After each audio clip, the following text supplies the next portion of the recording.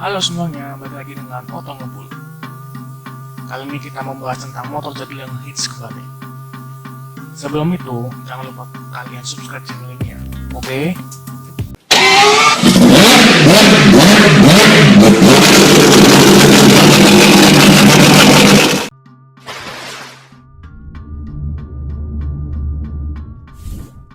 Honda Astrea Grand. Siapa sih yang nggak kenal dengan motor ini ya enggak?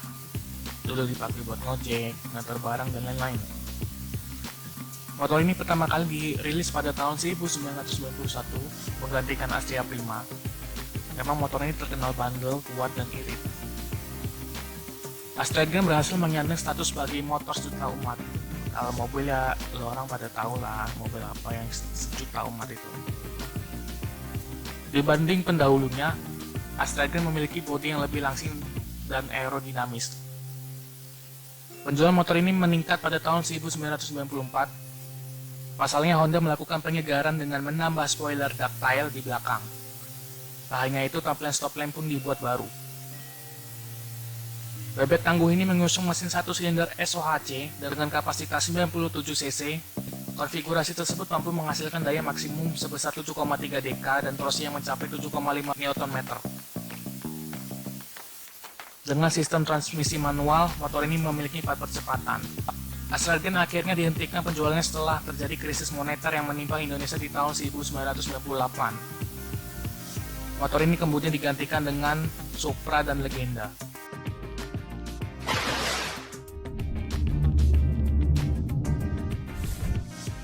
Honda Astrea Prima. Kalau tadi kan kita bahas adiknya, sekarang kita bahas kakaknya. Astrea Prima mulai masuk ke Indonesia pada tahun 1988 sebagai penerus Astrea Star. Ada 2 generasi Astrea Prima yang masuk Indonesia.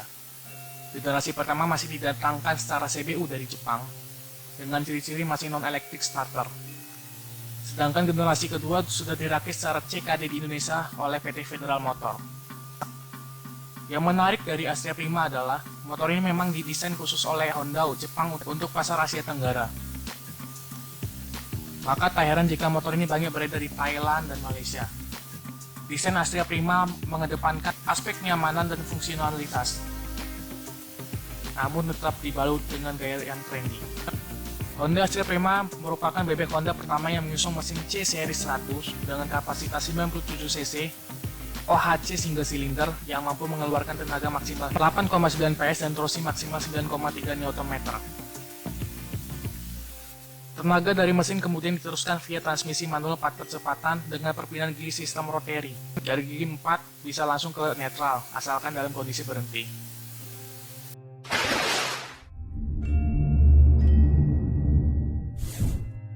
Honda Win.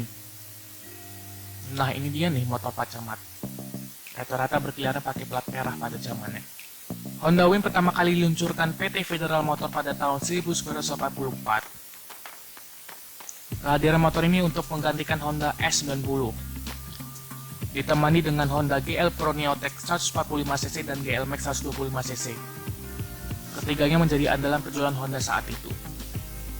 Bebek tangguh ini mengusung mesin 1 silinder OHC dengan kapasitas 97cc. Dari mesin tersebut menghasilkan daya maksimum sebesar 10,8 HP dengan sistem transmisi manual. Motor ini memiliki 4 tahap percepatan. Selama memeriahkan di jalan Indonesia, Honda Win juga beberapa kali bertransformasi. Pada tahun 1984 hingga 1985, pegangan besinya masih polos tanpa ada tambahan keranjang besinya. Dan saat itu namanya masih Honda Win tanpa MB 100. Lalu pada tahun 1990 hingga tahun 2000, Honda Win 100 hadir. Dan yang tak kalah menarik, sejak itu Honda Win resmi diekspor di beberapa negara ASEAN. Pada tahun 2000 sampai 2005, muncul model barunya. Perubahan yang terjadi ada pada sisi spakbor depan, belakang, dan tutup pelindung rantai. Yang awalnya besi berubah menjadi plastik. Namun semua ada masanya. Pada tahun 2005 akhirnya motor ini tak lagi diproduksi.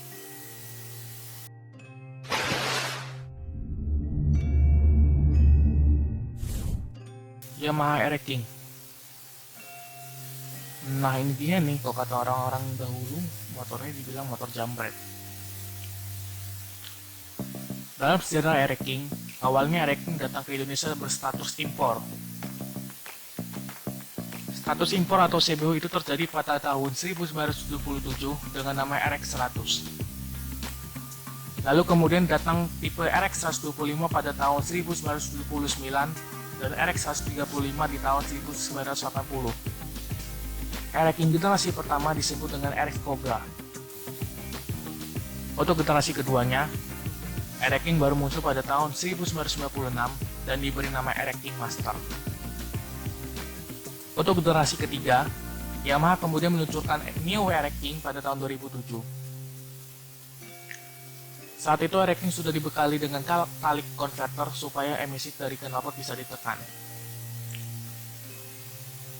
Generasi terakhir yang memiliki lampu bulat terakhir masuk pada tahun 2009. Yamaha Aero King kini justru jadi incaran para kolektor, karena harganya yang melonjak drastis usai berhenti produksi.